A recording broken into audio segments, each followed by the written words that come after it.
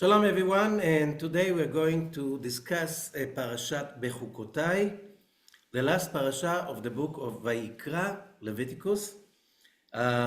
This is in Leviticus chapter 26, verse 3. Im bechukotai telechu vet mitzvotai tishmeru v'asitem otam. Okay, how do you translate that into English? Because even in the Hebrew, Rashi, the great commentator, the greatest of them all, is showing there's a difficulty because there are two words being mentioned.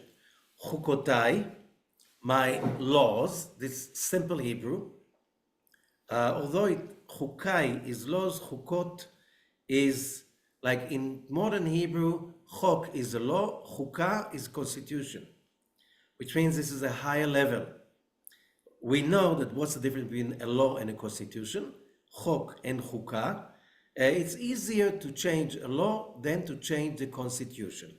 The moment you try to change the constitution, you need a bigger consensus in the nation. Otherwise, it will be in most nations, the moment you have a constitution, it's already been created. When the constitution is being created, that it will be almost impossible to change the constitution. You need in many countries like not a regular majority in the parliament, you need 2/3, maybe more than 2/3. It's not that easy to change. So what we understand that when you use the word chukah, and that's the word being used over here, that's the name of the parasha, BeHukotai, my constitution. If you follow, you walk by my constitute laws, that's the beginning of the verse, and then ve'et mitzvotai tishmeru, and you observe my mitzvot. Now, mitzvot, how do you translate mitzvot? Again, how do you understand the word mitzvot? Because for a common religious or even non-religious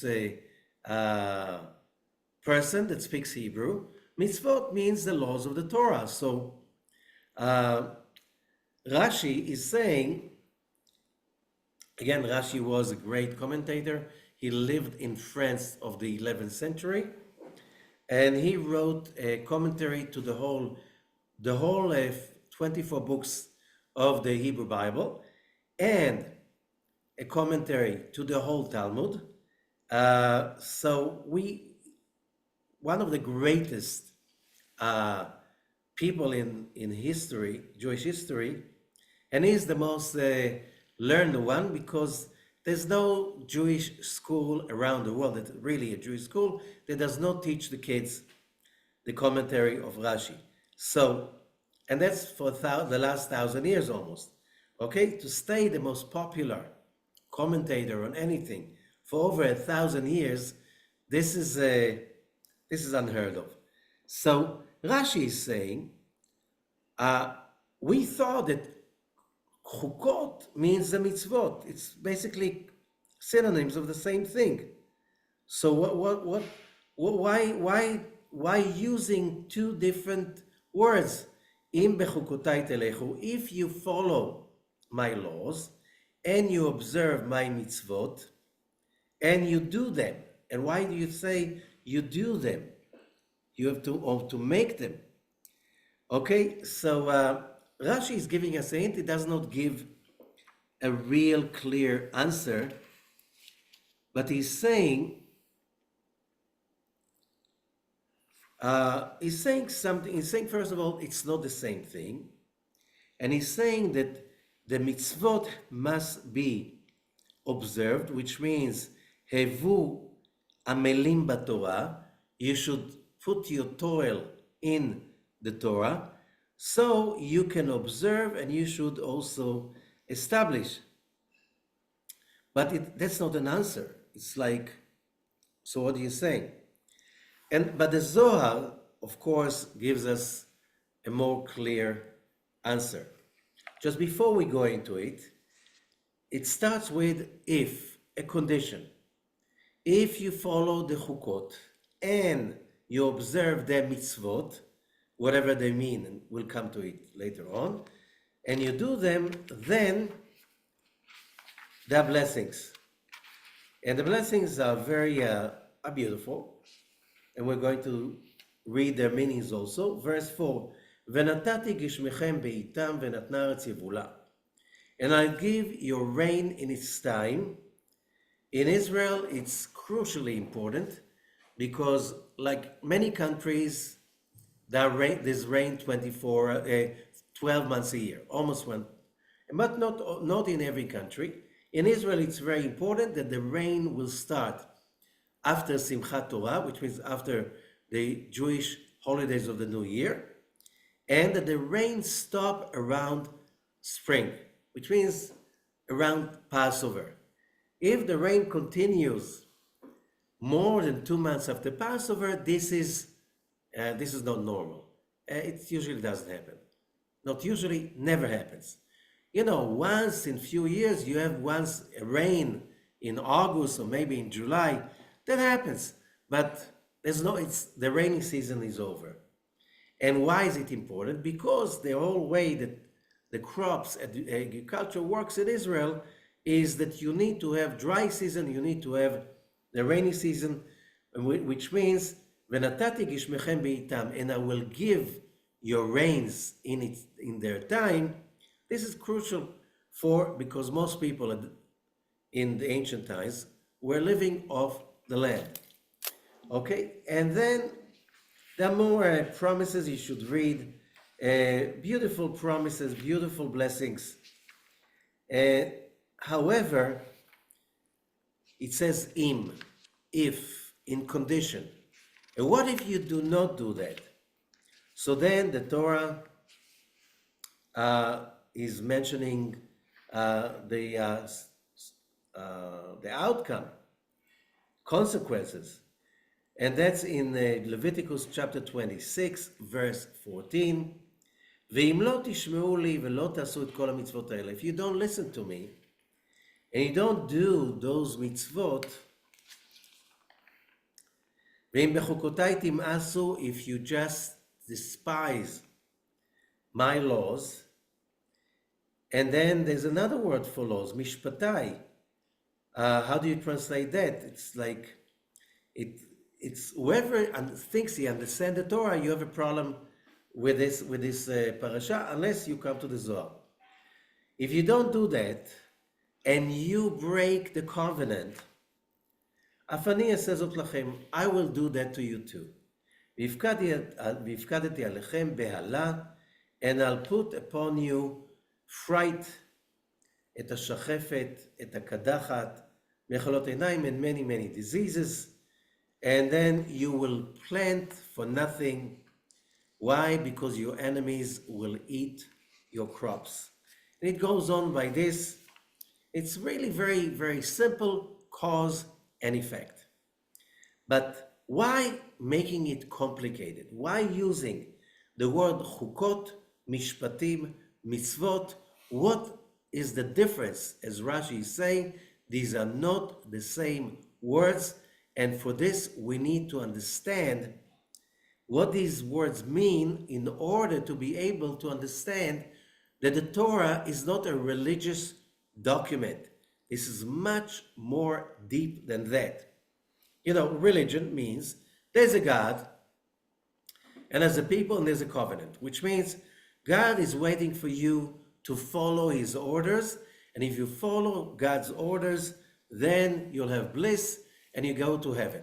Okay? Here the Torah is saying something else, and that's what Rashi means, and that's also what the Zohar is saying. So let us try to see what's in it for us. What does it mean?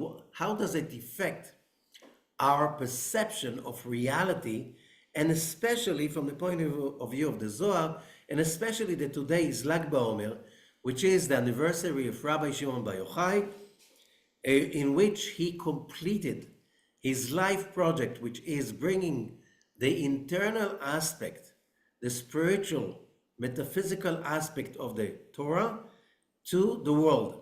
by completing that in explaining the last chapter of the Zohar that Rabbi Shimon Bar Yochai created and giving it to the world on Lag BaOmer, the day that he leaves this world.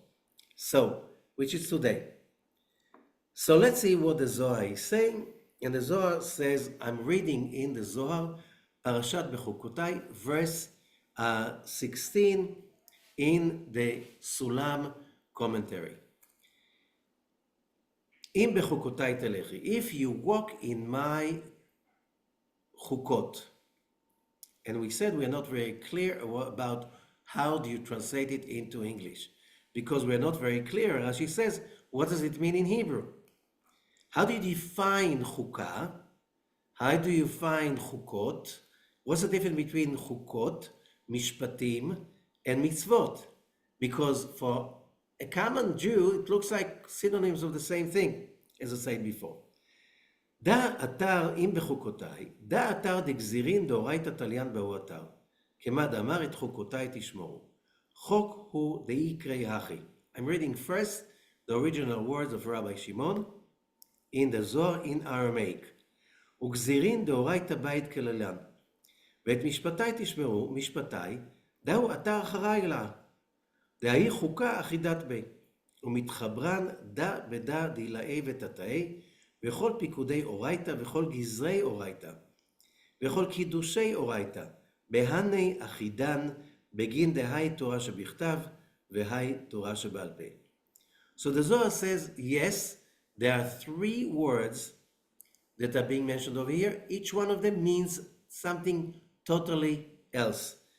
Understanding that will give us the message of what is the message basically of the bringing the Zohar to the world, which means bringing the soul of the Torah, which means if we look at the Torah as a body of information that was given to the Israelites on Mount Sinai, this body of information is divided into external, the body, internal, the soul. External, the body, this is the simple words of the 5 books of Moses and the other 19 books of the Hebrew Bible. And you have also all the commentaries about how you should behave, which were given also Mount Sinai, which is the oral interpretation of the Torah. However, it has also a soul, and the soul of all of this body of knowledge is the Zohar, which explains how does that work, what does that mean, and what does it do? Really, it's not just about, if let's say you steal, you kill. It's not just about it's not nice. Who decided it's not nice? Not the whole world does not agree on it. Let's say the Nazis claimed that killing and murdering, this is part of the law of the survival of the fittest. If you're stronger, you're more powerful, you have all the right in the world, like in nature, to kill others, to kill the weak ones, eat them, take whatever they have, take over their property, their territory, whatever, because that's the way it works in nature. If you look at the laws of nature, you're supposed to stay away from the Torah. That was one of the major claims of the Nazis against the Jews. You brought us conscience that you invented something that is so far-fetched, has nothing to do with reality. You have to remember that was a very strong ideological dispute. And the Nazis said, we have to stick to the ancient Germans. We were stronger, we killed, we took over, we exploited. That's what the Germans did, that's what the Romans did. That's how the world of Europe looked like, and most of the world, till the world slowly adopted the laws of Mount Sinai, either through Christianity and later on through Islam, which means you cannot kill, you cannot steal. There are certain laws. Now comes the idea of interpretation of the law, and that's not my job right now because we have to understand that here we have on Mount Sinai something that is called conscience, something that is called ethics, and values that came on Mount Sinai that are totally different than the laws and the thinking of most of the nations on earth and most civilizations till that time. So, what's the big deal about it? Why do we need to understand it? So, if you look at it as a man made theology and ideas of cause and effect, okay, we have a problem. Why we have a problem? Because the question is, does that, what is the purpose of ideology? Ideology is made by people, and people try to preach their ideology as a tool for A, understand the universe, B, it's a offering a way to make the world better. So the conflict is not about what is the truth. The conflict is about what is more valuable, which means what works the best, which means people want their life to be successful. What is that? What kind of ideology is going to make human society the most functional to get a healthier society and a more successful? Why? Nobody comes with an ideology saying, if you follow my ideology, your life are going to deteriorate day by day, year by year, generation by generation. You can't sell an ideology like this. Ideology is a promise. You follow my rules, you follow my values, you follow my vision, your life will be better. Otherwise, nobody will buy your ideas. So when people followed Nazism or Marxism, Maoism, and all these forms of isms or fascism, that was trying to tell people, you see, your life doesn't work. It's getting worse. Society is crumbling, falling apart. Why? Because we're using a wrong ideology. I'm bringing you an alternative ideology that I promise you it will make your life better. Otherwise, why will people follow? Okay? This argument continues till this day because we'll see around us huge fights in modern politics, and the fight is becoming more and more extreme. Why? Because people's life become more and more insecure, and the more insecure your life becomes, the more violent is the argument, because people start to feel it's not just playing with an idea. We are talking about, my future, my banking account, my savings, the value of my savings, the value of my house, the value of the lifestyle, or the level of my, I work very hard and I want my lifestyle to just get better every year. As it used to be in the last, let's say, 80 years. In most countries around the world during the last 80 years, life just got better. And now it's threatened because people see it's getting worse, deteriorating. Government's functioning is deteriorating. It's getting worse and worse. And therefore, you see in different nations around the world, changing ideology every few years. Maybe this is going to work. Maybe this isn't going to work. And it's getting worse by the year. World order is not as stable as it used to be relatively since World War II. So we have over here, basically the Torah is explaining over here how does world order should look like, because it's not ideology. The Zohar is explaining when we talk about the Torah, we are not talking about ideology. We're talking about God giving the law to Moses, and to the Israelites as a message. This is how the universe is structured. And if you understand how it's structured, you will understand better how to function within the rules of the universe. And that's exactly the difference between studying the Torah from the Zohar point of view or from tradition point of view. It's two different things. Tradition says, oh, we are doing it for thousands of years and we should follow our ancestors' tradition. Why? That's our tradition. Okay? People don't buy that today. Today, people are asking the question, does it work or it doesn't work? Very simple. What's the production? What's the functioning?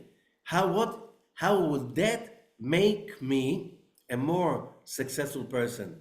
Business-wise, money-wise, health-wise, and the functionality of society. This is the question right now. Okay?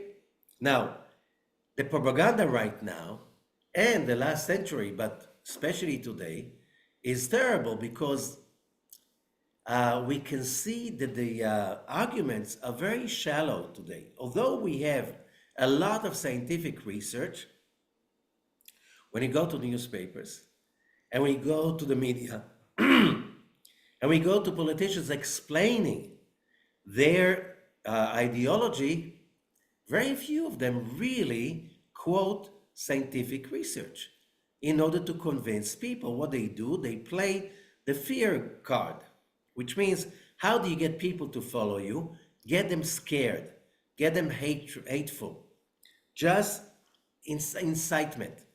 And this is terrible because when you follow that, it always become worse. And let's explain how. So let's try to understand what we just read. So the Zohar is saying like this.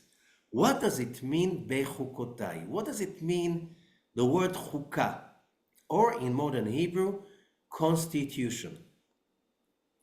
One of the reasons Israel does not have a constitution till now, because a big part of the Israeli population says we have only one constitution. It's called the Torah. He can't have a competition to the Torah.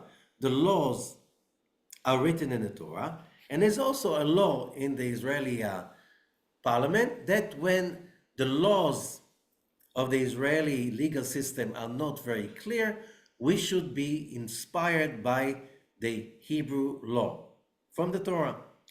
That law was never really established, unfortunately, but maybe also because, again, most people look at the law of the Torah as something that is religious and not something of real value.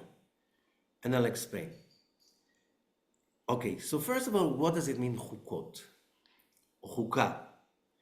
זהו מקום, דזו עושה, שגזירות התורה תלויות באותו מקום, דהיינו מלכות. This is the place that the decrees of the Torah are dependent on that place, which is ספירת מלכות. I'll explain.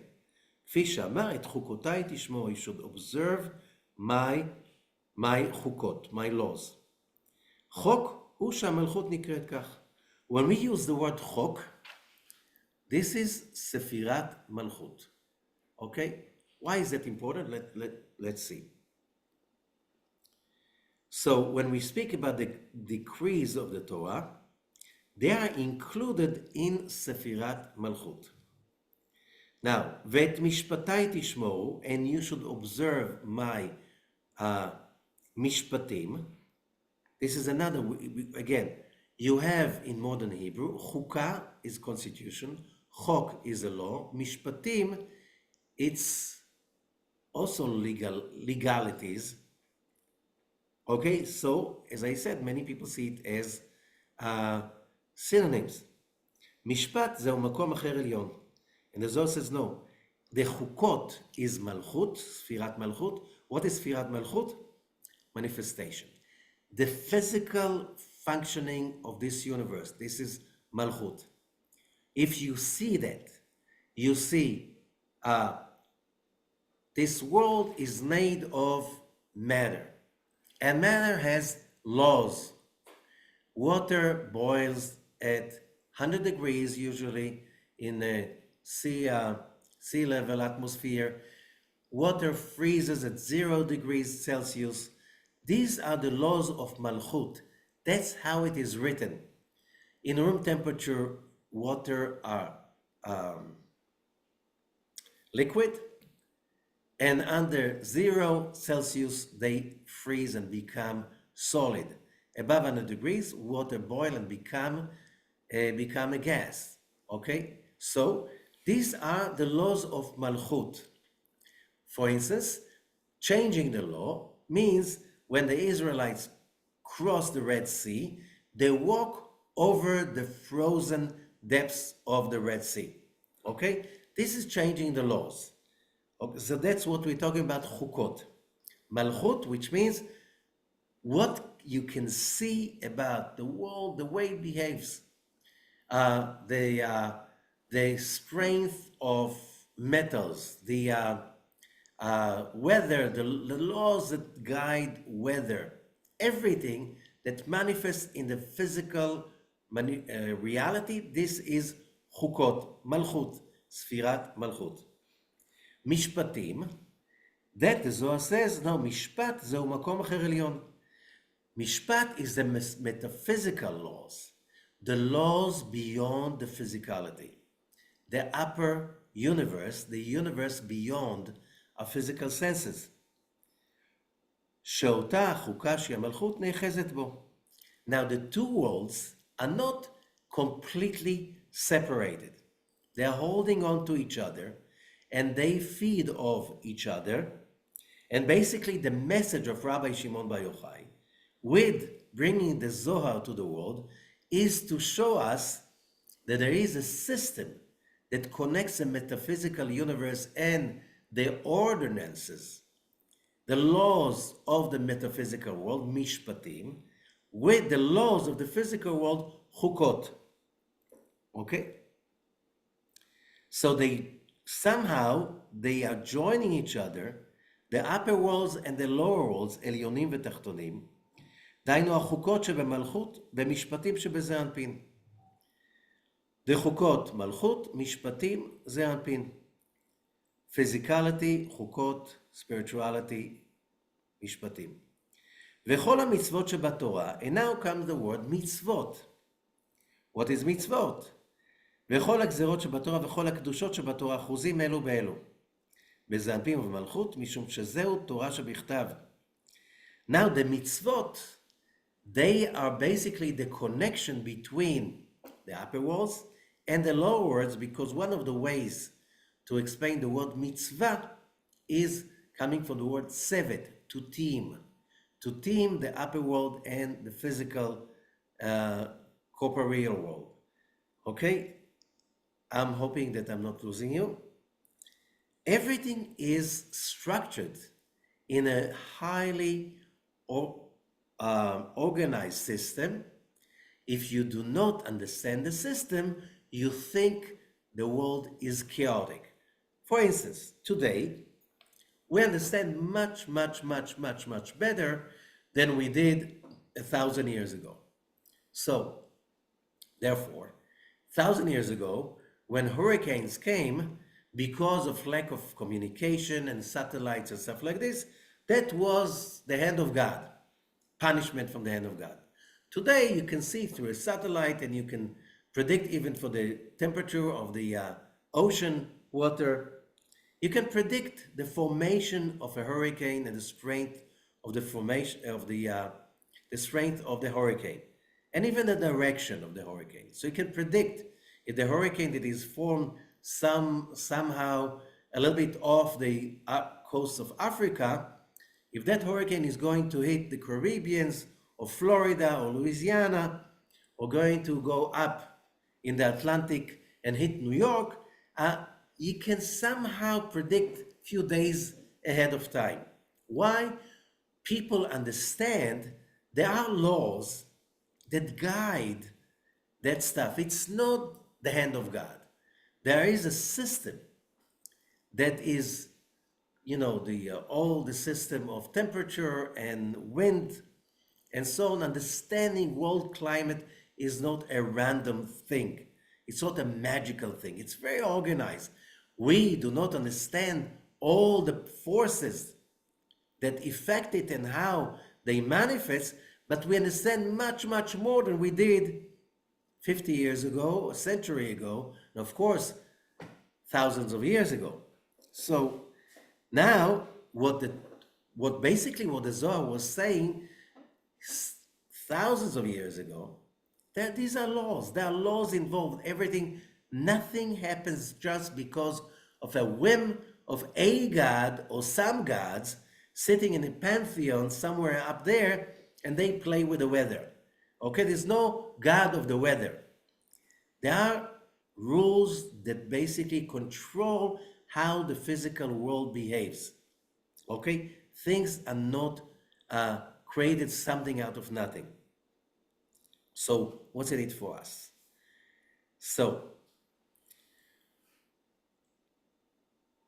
if we understand that, we understand that when the Torah that was given on Mount Sinai is telling us about certain laws, it doesn't matter if what kind of laws, but it is about one very important thing. We're not talking about a belief system. We're talking about understanding the laws that guide the universe. And therefore, we go to verse 17, ועל כן אם בחוקותיי הם כל אלו הגזרות והדינים והעונשים והמצוות שבמקום הוא שנקרא תורה שבעל פה. So we are talking about all of these laws that basically these are the laws of how this creation is functioning by. What does that remind us? Let's go back to the beginning. Mount Sinai revelation was an amazing, very powerful experience. Few million Israelites left Egypt 50 days earlier, and now when God reveals to them, and they were prepared, they suffered tremendously in Egypt. They went through a lot of tests and preparation to that during the 50 days of traveling in the desert. And now they are coming to Mount Sinai ready to receive the laws of God. And what does it say? In the book, in Parashat Bechukotai, it says that when God is starting to speak, which means when the Israelites starts to connect, they start as a nation. First time and last time in history that a whole nation experiences a message from God. Everyone, older, younger, wiser, not so wise, all the caste, all the social parts of the society, from a maid all the way to Moses. The simplest people with the greatest people all experience it in unison together, and they all can see the voices. And as Zohar is asking, what does it mean they see the voices? You cannot see voices. You cannot see voices. However, the Israelites did see the voices. How? The moment they created that kind of unity among them, as it says that the whole nation of Israel was camping as one person with one heart, ready to receive the highest law of them all. Love others as you love yourself. The moment that that happened, on the 50th day, the heavens opened up, God spoke, and everybody, the whole nation of Israel, had an out-of-body experience. Now, the Zohar says they could see every word coming from above, landing, descending from the highest level, mishpatim, to the physical level, chukot, and they saw how those words being engraved on the tablets, and they saw as each word was engraved on the tablets, they could see how branches are coming out of what exactly the words being mentioned over here. Gzerot v'dinim v'onashim. Decrees, judgments, and punishments. Which means it's like you want to study electric engineering. So, normally you study a lot of books about the laws of electricity and so on and so forth. You have laboratory tests and stuff like this till you understand how the system works. Here, the whole nation, instead of reading the book, saw all of those laws of cause and effect manifesting in front of their mental eyes. They saw the voices. What was the result? The Zohar says the whole nation said, "We'll do and we'll listen." Why? We had no choice whatsoever, because the moment you see, which means somehow all the noise in the human brain, all the blockages of understanding somehow was removed, and we had the clarity of vision, seeing the code of the programming of the whole universe. We saw exactly what happens in every action of every human being from the beginning of history to the end of history. When you do that, that's what happens. When you do that, that's what happens. When you do that, which means everything, the whole code was clear to the whole nation. Not through a brain understanding, but through clarity that was prophetic. For us, the Israelites on Mount Sinai, that was not understanding the law, that's being the law, seeing the law, realizing the law, which means the same way that a normal human being in our modern society would not put his finger in the socket. Why? Because everybody knows that it's going to be very uncomfortable till death if you do that. So you have to be out of your mind to do that. So nobody does that. Nobody drinks gas fuel. Okay? Nobody drinks even diesel fuel. Why? We know exactly what are going to be the results. It's going to be horrible, painful, deadly. We don't do that. Okay? Do we see around us that stuff? Yes, but we know it's deadly. So we do not observe the law, do not drink diesel fuel because of a religious idea. We understand what happens when you drink it, so you don't do that. We don't observe the law of do not touch live wires because of a religious belief, but because we know exactly what it's going to do. What the Zohar is saying, on Mount Sinai, a whole nation saw all of these laws of reality, and they understood what happened when you kill, you take somebody else's life. How does that affect their life? How does that affect your life? How it blocks the life love, the tree of life, into your soul and manifesting into your body, which means mishpatim. How does it affect your soul? That's the laws in the level of the spiritual dimension, mishpatim. And how does that affect the laws of behavior of your destiny in the physical level? Relationship, making money, success. How does that create a blockage of the flow of godly bliss in your life?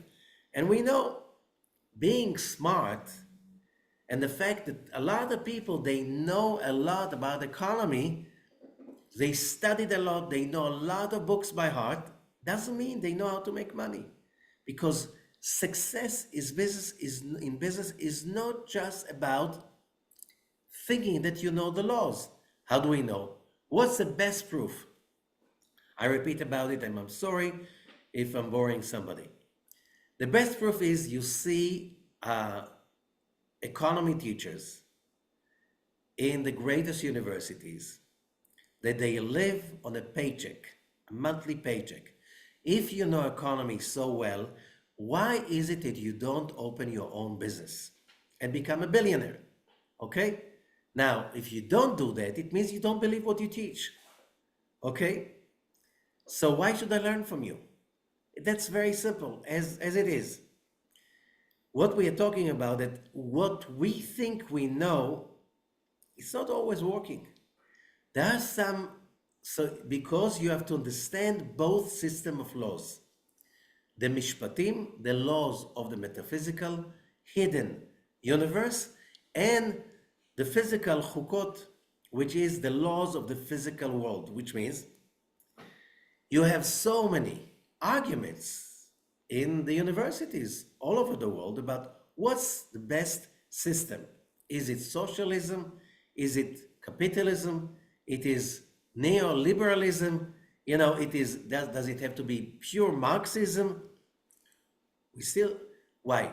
There's no truth about it. It looks like people don't really allow the facts to mix them up. They stick to their ideology, nothing to do with scientific experience. Scientific experience showed that every country around the world, the moment they tried to establish communism, pure communism, it was always bad for the economy. Okay?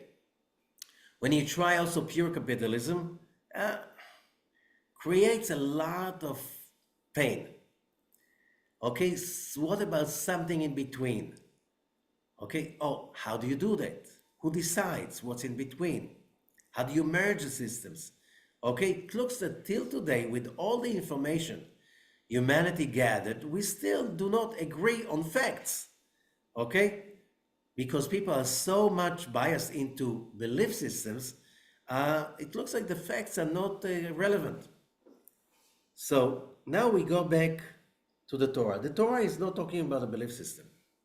The Torah is talking about these are the way the universe is structured. When you understand that the Torah is not a belief system, the Torah is basically explaining how the universe is structured. So, example, the laws. We're talking about the laws. What are the laws? So we know, let's go back to the beginning. When the universe was created, it was created for one purpose. The source of the universe is the endless light expanding from the Creator. The Creator is beyond the endless. Okay? Because of that, our logic has no way to perceive, understand God's motivation. However, the Torah is teaching us that the motivation is because God is endless power of good. That good expands from God, and as it expands, it created human souls and all the laws of the universe. Why do you need laws of the universe? Because when the universe was created, we, the souls, we were created in His image, which means we have a very strong need, overwhelming need. You can suppress it, but you cannot destroy it. And the need is to experience the image of God within each one of us. What does that mean? Here we're coming to Chukot, the laws of the universe. And what does it say? It says, when it says do not steal, do not kill, it's precise. What does it mean precise? When we want to achieve a fulfillment of any kind, because we were created in the image of the Creator, no one gives the Creator anything. The Creator needs nothing since He is the cause and He is the Creator. He is the great giver. And because He's the great giver, we humans cannot receive just because. Entitlement. I deserve to have it and I'm taking it. This is against the universal law. What does it mean? Yes, we do as human beings have a desire to achieve fulfillment. Legally, This is not just legally, this is how the universe is structured. And you cannot change that. You cannot suppress it, or you can try to suppress it, and sooner or later, every culture, every civilization, every religion that is based about suppressing the human desire for happiness, uh, it will be disastrous. Why? You cannot, you're not allowed to do it because that's against the laws of the universe. Where can you find these laws? If you read the Torah and you read the other 19 books of the Hebrew Bible, you will see it's written everywhere. We humans were created to receive God's light and pleasure and bliss.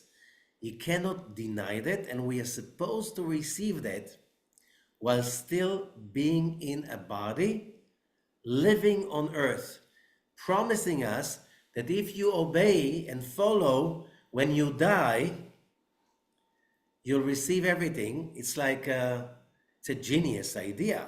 It's like, give me your money, eh, invest in our bank, we'll give you a note. You take the note to your grave in your funeral, and when you go to heaven, you can redeem the note. What a genius idea. People bought that idea for thousands of years. I'll give religion, the religious institutions, I'll give all my money, and they will redeem my soul, and when I die, I go to heaven. What an amazing lie.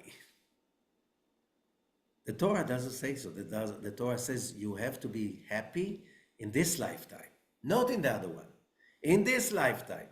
The proof is in the pudding. The proof is here in front of you. Happiness, if you don't experience happiness in this physical life, you'll have to come again and again till you do it right. This is the law. Now, how do you achieve happiness? On one hand, we have the drive to achieve happiness, and we try to do consciously. We know, like a kid, I want to be happy. What should I do? Sugar, chocolate, toys, what else? Crazy stuff, climbing on walls, climbing on trees. There's so many things that your brain tells you, you see around, you see in movies. That's what you should do in order to be happy. What's the problem? You have to understand the laws of happiness. And since we were created in the image of God, we cannot just say, I want and I receive. That happened already in the first beginning of the creation. Before there was time, it says that God said, let there be light, and there was light. And God saw that the light was good. There was a night, there was a day, one day. Finished. Done. Everything was already completed. All human souls were already created. We were already created with our fulfillment. From God's point of view, game over. From our point of view, the game is only beginning. Why? Since we were created in His image, we cannot receive just because we want. Why? God does not receive from anyone. So how can we kosher receiving? And the answer is the law of returning light. What does that mean? When you want to receive just because you want to receive, you focus on your desire and you are driven and you want to achieve it, and you don't forget your vision. I want to receive money, wealth, power, whatever, and you follow your drive and your need. Many religions realize that that is disastrous to yourself and your environment. So what was the answer? Suppressing the desire. We're guilty, we are sinful, we have having a desire is terrible. We have to cut the suppress and detach from our needs and desires. As we said, that's against the law also. It's against the law of the universe, because humans were created with a soul that have a thirst to receive pleasure And that's how the universe was created. You cannot deny it. So how do you solve the problem? And then comes the Zohar and explain to us. Rabbi Ashlag explained it in the most simple words. The moment the universe was created, the desire to receive was disqualified as a vessel to receive the light. What does it mean? Every time I want to have happiness, so in our society, there's a dollar sign next to it. How much you're willing to pay? According to amount of dollars that you have, will create the party that will make you happy. How long would that happiness last? Maybe till the morning after. Most of the times even shorter than that. Why it doesn't stay? If you want to be a creator, you have to create it on your own. And paying for it is not enough. So, how do you create happiness? How do you create fulfillment? The law says you need, first of all, the whole Torah standing on one foot, love others as you love yourself. Which means you want to be happy, make sure that other people are happy. How does that solve the problem? Oh, when we want to be happy and we want to swallow all the pleasures of the universe into ourselves, you have to make a creation. It is legitimate to want all the pleasure. You were created for that purpose. However, the law says, if you want everything, you want all the pleasure, you are disconnecting yourself immediately from the pleasure because it's coming from the Creator. What frequency the Creator has, so the Zohar calls it the tree of life. The frequency of the tree of life is love, compassion, sharing, selfless, still pleasure. How do you connect to it? Selfishness and selfless, two different frequencies, two different universes, two different channels, okay? Desiring all the pleasure with corresponding to giving all the pleasure, two different frequencies. How do you bridge between the two? And here comes the mitzvot. The mitzvot of the Torah, the precepts, all the do's and do not do's of the Torah, 613 of them, what they say is how do you make the bridge? How do you team, as the Zohar said, the upper world and the lower world and bring in the divine light? How do you do that? Love others as you love yourself. Explain yourself. When we desire to be happy, this is legitimate, as long as you don't really want for yourself alone. How do you legitimize it? When you say, I want to be really rich, okay? Nothing wrong about it. However, in order to be rich and happy and feel powerful, you need to say, I want so much. In order to receive so much, I need to give a lot. Today, it's very simple. If you give service to a huge amount of people, they will pay you, and that will make you rich. So simple. If you just go and take people's money, just because you can, you will be rich, and it will kill you. Because it will be through robbery, cheating, politics, whatever you name it, religion. You just force them to give you your money with you giving them only empty stories, hope, or you simply say, because I'm stronger, I can take it away from you. Why it doesn't work? Because a desire to receive for oneself alone is an illegitimate vessel to receive light. You can receive light, but that's like a short circuit. It will be high and by, a flash and a crash. It's against the universal laws. The crime doesn't pay. Being selfish is painful because it disconnects us from our destination.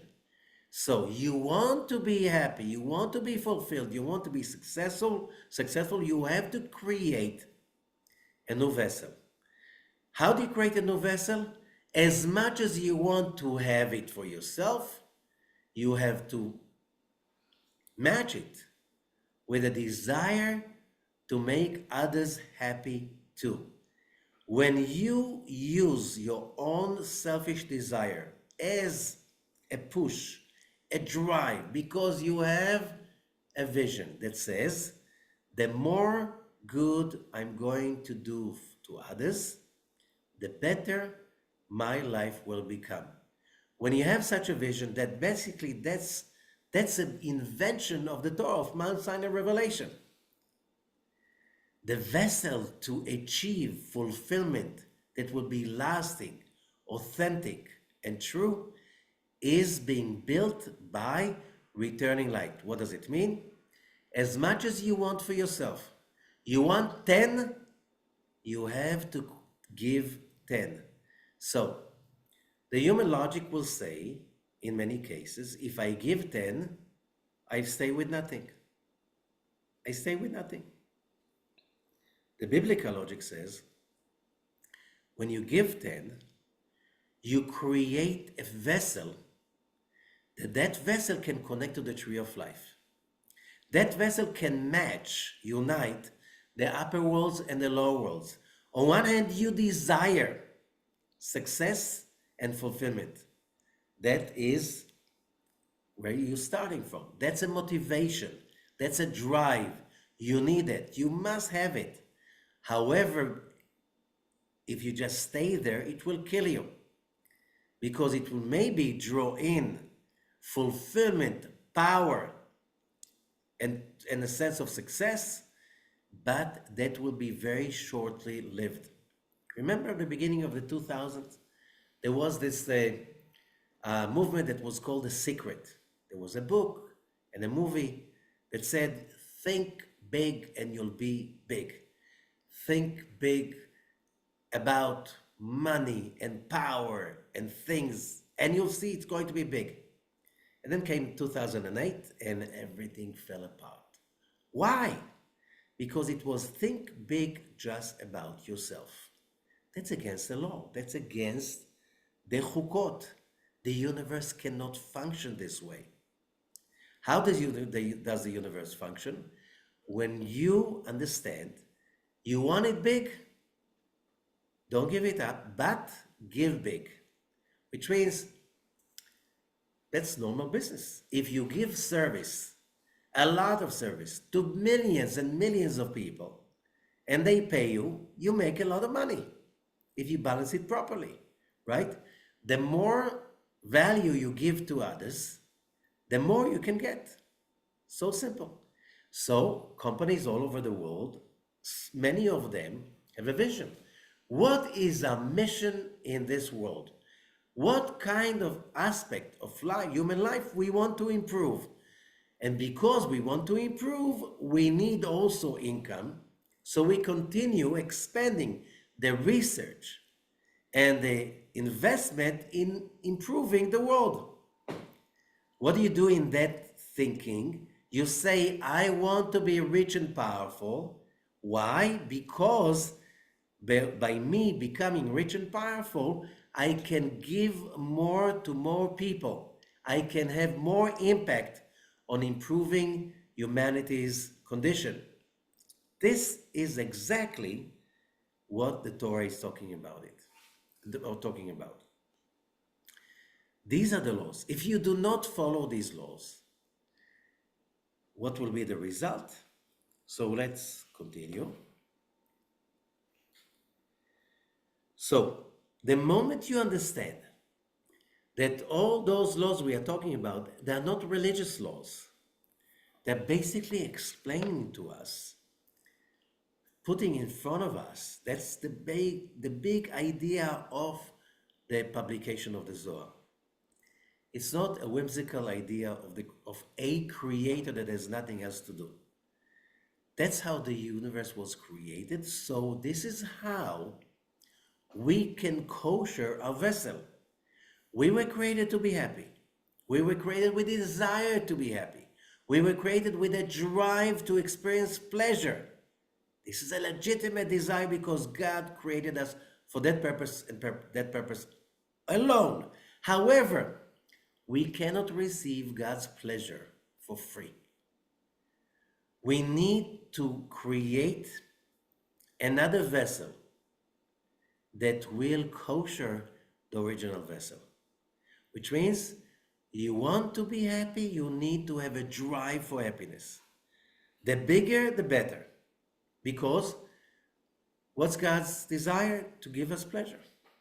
The bigger this desire, God can give you more pleasure. That's you fulfilling God's message. However, because we have also the image of God within us, and God owes no one anything, and God takes from no one anything, we cannot just take. We cannot be takers. You cannot take just because you have an opportunity to take. You cannot take just because you're stronger. You cannot take just because I want. If you want to take, you need to create a vessel that you created on your own. The magic of creating a new vessel. That vessel is called returning light. All what I wanted for myself, all the light that I wanted for myself, I'm using that to create fulfillment and happiness by other people. When I do that, I create why it's called returning light. Because on one hand, it's the light that I want from the Creator to myself, but I cannot just be the end point, because the end means the light of the Creator is endless. The moment I'm just the final station, which means this is it, I receive, no one else gets. This is finite and infinite. They don't relate to each other. They can't live together. It's explosion. It's a big bang that you repeatedly experience in your life. A flash of pleasure and then a crash, disappointment, horrible morning after. So what do? You create all the passion that you have about receiving, you change the direction. You want so much in passion to enjoy, make other people enjoy with the same amount of passion.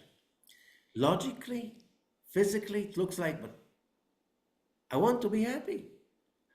I have to make other people happy. Yes, because when you make sure other people become happy, you turn around the direction of the flow. From the flow from above to below, it's from below to above.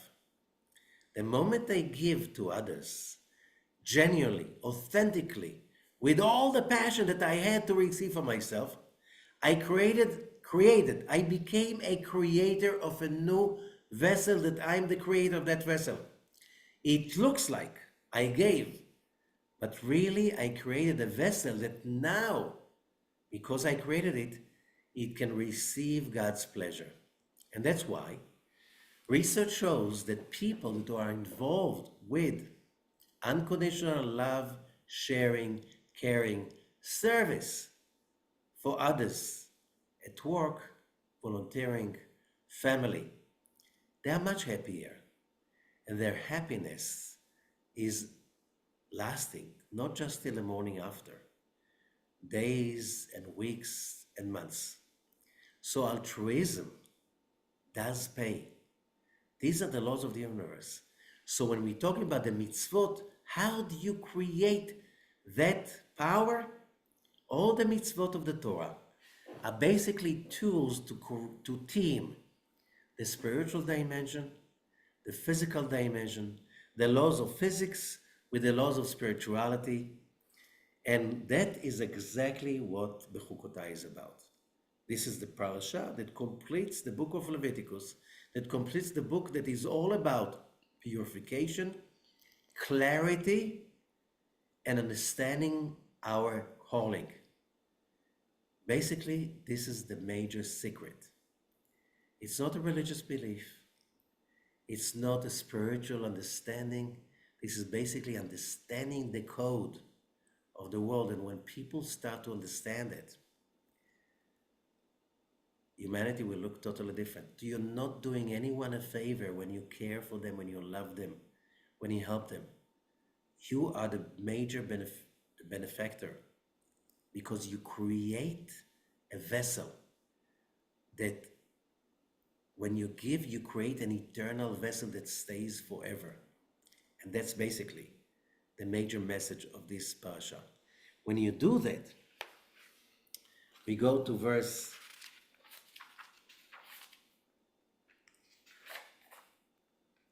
4. V'natati gishmechem beitam, I'll give your rain in its time. So explain, what does it mean? But what if I'm not a farmer? Today, the percentage of farmers in the Israeli population is very small. Today, with all the machinery, you don't need too many farmers to feed the whole country.